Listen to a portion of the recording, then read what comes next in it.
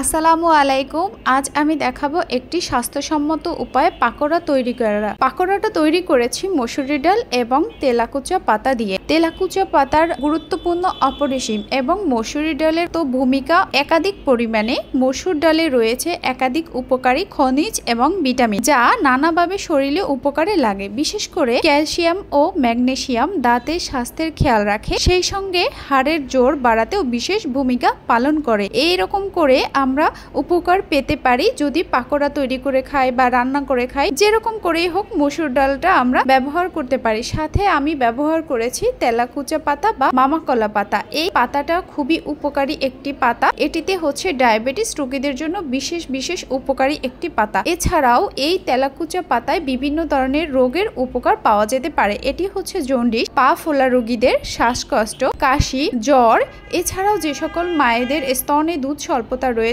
তারা এই পাতাটা একটু বেশি করে খেলে এই সমস্যাটি আর থাকবে না। ব্রণ বা ফোড়া হলে তেলাকুচা পাতার রস বা পাতা ছেঁচে ফোড়া ও ব্রণে প্রতিদিন সকাল বিকালে ব্যবহার করলেও এটি দূর হবে। এছাড়াও এই পাতাটি খেলে আমাশয় দূর হবে। অরুচিতে যারা ভুগে, যাদের খাওয়ার মুখে রুচি নেই একদমই, তারা এই পাতাটা সিদ্ধ করে একটু তেলে ভেজে নিয়েও এটা ভাজি করে খেতে পারি। এছাড়াও আমার মতো করে এরকম পাকোড়া তৈরি করে খেলে মুখের রুচি অবশ্যই ফিরে আসবে। এই পাতার বিশেষ উপকারিতা রয়েছে। মসুর ডালের কথা তো বলাই বাহুল্য, তাই এত উপকারী থাকা সত্ত্বেও আমরা কেন খাবো না? অবশ্যই এটি স্বাস্থ্যসম্মত একটি পাতা বা ডাল। এই দুটি উপাদান দিয়ে আমি সুন্দর একটি স্বাস্থ্যসম্মত পাকোড়া তৈরি করেছি। খেতে যেমন স্বাদ হয়েছে এবং দেখতেও বেশ দারুণ হয়েছিল। এই চমৎকার একটি পাকোড়া আপনারাও তৈরি করে খেতে পারেন এই উপকারী উপাদানগুলি দিয়ে। আসলেই এগুলো করতে বিশেষ অনেক কিছু লাগে না। বাসায় যে সকল জিনিস থাকে আমাদের, সেগুলো দিয়েই আমরা তৈরি করে খেতে পারি। বিকেলের নাস্তা